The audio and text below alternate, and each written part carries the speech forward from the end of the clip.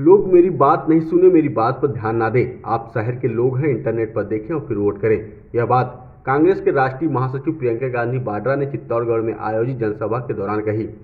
विधानसभा चुनाव से पहले कांग्रेस प्रत्याशियों के समर्थन में हुई जनसभा को संबोधित करने के लिए प्रदेश के सीएम अशोक गहलोत और कांग्रेस के राष्ट्रीय महासचिव प्रियंका गांधी स्टेडियम पहुंची। इस दौरान दोनों नेताओं ने जनसभा को संबोधित किया। लगभग आधे घंटे से अधिक के समय में अपने संबोधन की शुरुआत प्रियंका गांधी ने मेवाड़ी अंदाज में की। उन्होंने अपने संबोधन के दौरान वीरभूमि चित्तौड़ और महाराणा प्रताप का जिक्र करते हुए चित्तौड़गढ़ के इतिहास को स्मरण किया। वहीं मध्य प्रदेश और राजस्थान की तुलना पर उनका पूरा भाषण केंद्रित रहा। महिलाओं की स्थिति, रोजगार और विभिन्न मुद्दों को लेकर प्रियंका गांधी ने मध्य प्रदेश सरकार को घेरा। वहीं राजस्थान सरकार की विभिन्न योजनाओं की सराहना की। अपने संबोधन के दौरान उन्होंने पीएम मोदी पर और प्रदेश भाजपा पर जमकर निशाना साधा। उन्होंने कहा कि भाजपा टुकड़ों में बटी है और कांग्रेस एक साथ होकर चुनाव लड़ रही है। पीएम मोदी पर निशाना साधते हुए प्रियंका गांधी ने कहा कि पीएम खुद के चेहरे पर राजस्थान में वोट मांग रहे हैं। ऐसा लग रहा है कि मानो वह प्रधानमंत्री की कुर्सी छोड़ राजस्थान के मुख्यमंत्री बनना जा रहे हैं। उन्होंने युवाओं से कहा कि आप लोग मेरी बात नहीं सुने, लेकिन इंटरनेट पर देखें, स्थितियों को पता लगेगा और अपने विवेक का उपयोग कर मतदान करें। अगर आप इस बात को ठीक तरह से समझ लेंगे और आप नेताओं से, राजनीतिक दलों से जवाबदेही मांगेंगे, आप विकास मांगेंगे, आपकी समस्याओं का हल मांगेंगे, तो आप भटक नहीं सकते। मैं इसलिए ये बात कह रही हूँ क्योंकि 2 दिन पहले मैं मध्य प्रदेश में थी। मध्य प्रदेश में भाजपा की सरकार है। कितने सालों से चल रही है बहनों और भाइयों? 18 सालों से। 18 सालों से बार बार भाजपा को वोट दिया जा रहा है। जब मैं किसी के घर जाती हूँ, पूछती हूँ कि भाई क्यों दे रहे हो वोट?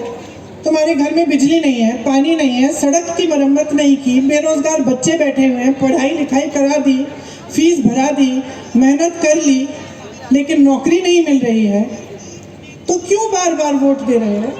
तो जवाब ये मिलता है कि दीदी धर्म के आधार पर।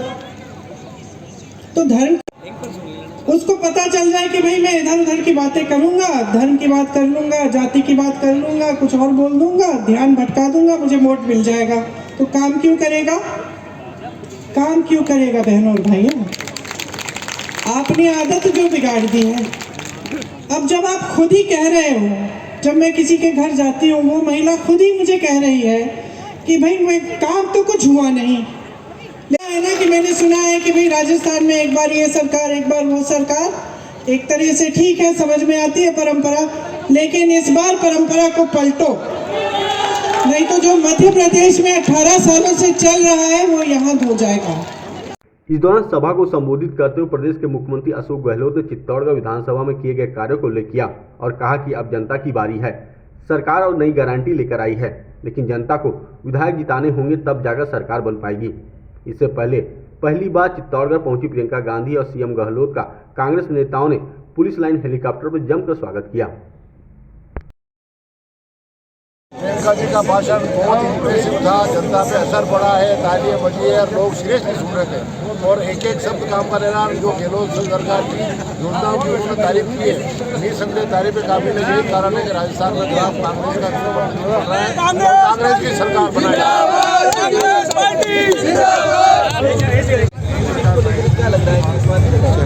बिल्कुल निकलेगी, ट्रायंगल में तो सीट निकलती है और वैसी निकलती है वो ट्रायंगल 51,000 पार।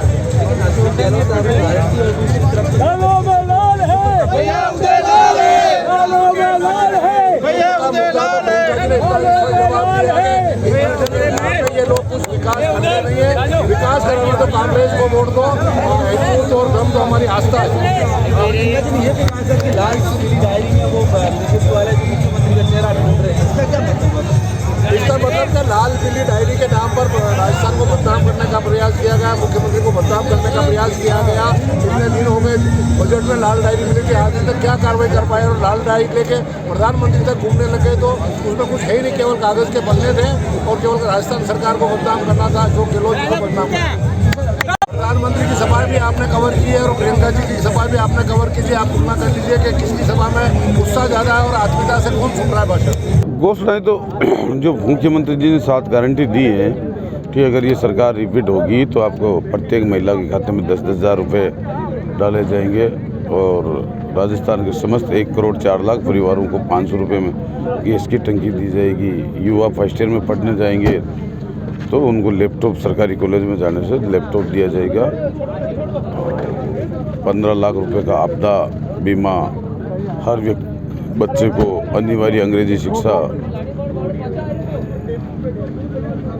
2 रुपये किलो गोबर खरीदना, तो ये सारी जो गारंटी दी है। इस क्षेत्र को लेकर उन्होंने बहुत सारे वादे कर लिए हैं। क्या लग रहा है क्योंकि जो कार्यकाल है अशोक गहलोत जी का, उसको लेकर वापस परंपरागत को दोहराते हुए उन्होंने वापस मतदाताओं से अपील करी है कि वापस सरकार तो रिपीट हो ही रही है। जितना काम करा, एक कांग्रेस सरकार है जो उसकी जितनी आपकी योजनाएं चल, चाहे कुएं का बिल या घर का बिल, आपकी गैस की सब्सिडी, पेंशन योजना, पेंशन भी कांग्रेस ही लेके आई। आज कोई किसी के घर में 2 व्यक्ति 55 साल से ऊपर गए हैं तो साल के 24,000 रुपये आ रहे हैं। इतना ही कुएं का बिल और घर के बिल से 24,000, वो चाहे 24 48,000 रुपये तो सीधा ये फ़ायदा। फिर कांग्रेस सरकार रिपीट होती है 10,000 खाते में डालने का, 48 प्लस 58, फिर आपकी चिरंजीवी योजना, फिर गैस की टंकी, अन्नपूर्णा फूड पैकेट। सरकार पे भी, केंद्र सरकार पे भी हमला किया, पाठशालाएं बंद करवा दी गई। ऐसी परिस्थिति में जो तो केंद्र ने करा ही क्या हमला? भाई केंद्र ने कोई काम करा तो कौन हमला करे?